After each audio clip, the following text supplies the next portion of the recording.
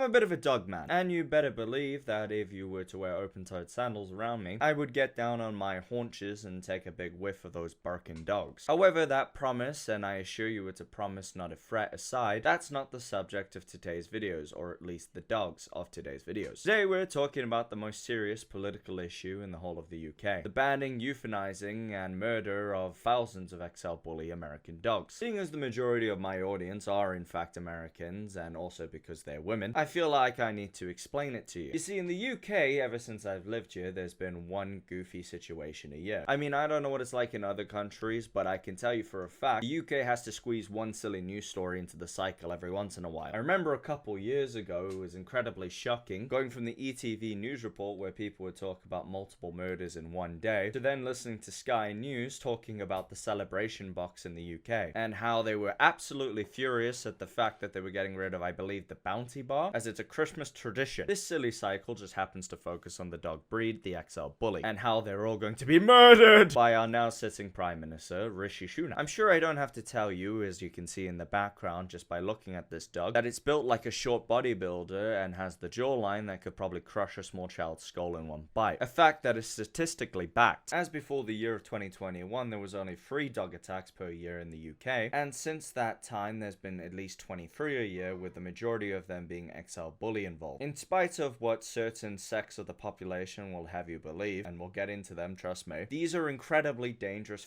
animals, as the breed was specifically designed for dog fighting. Unlike littler dogs that were designed for rabbit hunting and or turning big wheels that have gone since extinct. Sorry to interrupt, Bruce, but it'd be a crime not to mention this little thing. This little homie's called a turnspit, and unlike my girlfriend who left me for the opportunity to have a quote-unquote spit roast, this little dude at one point was considered a low-class dog in Old English society. Picture Downton Abbey, literally, and the servant specifically bred this type of dog into existence so it could automatically spin the meat over the hot fire. It would just run in the circle for hours on end, his little hands and feet going, "It's so cute!" These guys were literally made for murder, at least of other dogs, and in my mind that would classify them as literal killing machines. Hence why the government has decided to ban future breeding of them, as well as sales of the dog, but those that are currently owned are allowed to stay with their owner provided that they buy a license. And yes, it is worth mentioning that every single dog that is not currently owned by someone, i.e. in shelters, will be put down. And that is an unfortunate side effect of all of this. I wish there was a solution to that, but that's just the way it is, I'm afraid. That being said, it's fairly reasonable to any outsider looking in as to why the government would want to get rid of them. But certain sects of the UK population don't see it that way. Save our bullies!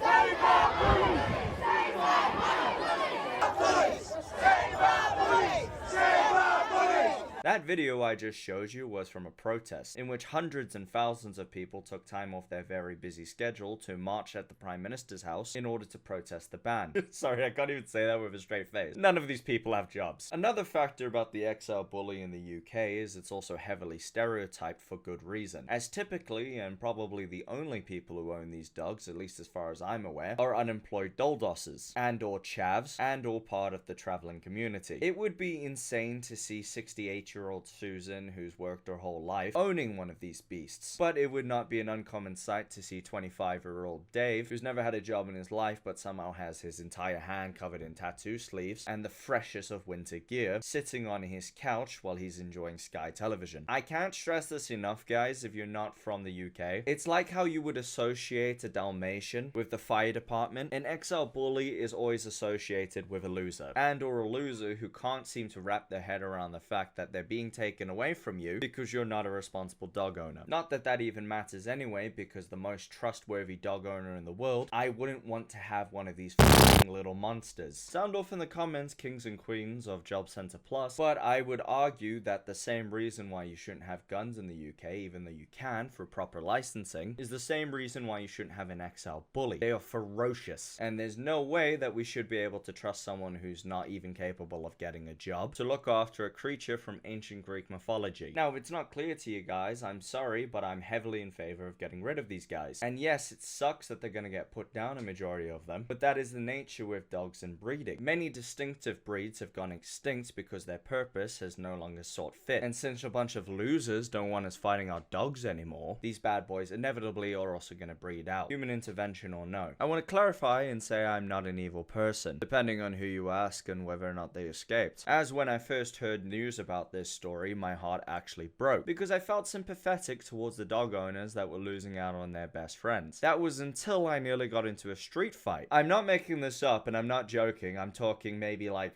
7 months ago, 8 months ago. I was walking my little dog, a Jack Russell pug mix, and we walked past this guy's house, and as we went by, his cat happened to be outside. Now, I pulled my dog back to make sure it went nowhere near the cat, but in typical cat fashion, it skittered back in the window. As I'm about to go in my house, and I mean it's up the top of the road, this guy comes storming out of his house berating me, and I, for some reason, I still don't know why, decided to wind him up by saying, "Oh yeah mate, my dog attacked your cat," being sarcastic. After I said that, he ripped his coat off. Now, the men watching know for a fact that that means a fight is gonna happen, and it would have if I took my coat off too. But admittedly, I wanted to size the guy up a little bit more before I got nearby. I'm not proud of this, by the way, any of this. I'm just telling you how it actually happened. I walked closer, and I walked closer, and I walked closer, all the while chatting shit. And the minute that I clocked that he was shorter than me, and I don't mean a little bit, I mean significantly shorter than me, manlet size, I ripped my coat off. I was ready, boy. I want to emphasize I'm not a fighter, but if a dude's shorter than you and he started it, you want to murder him. Not because you like violence or anything, but just because you know you can, and be morally justified in doing so. That was until he called out his XL bully. This thing was the exact same size as this man, pretty much, but way more muscular and way less tattoos. Now, as ready and geared as I was to go fight that guy, I knew in that moment that dog would kill me. So all of a sudden, my words started becoming a little bit more,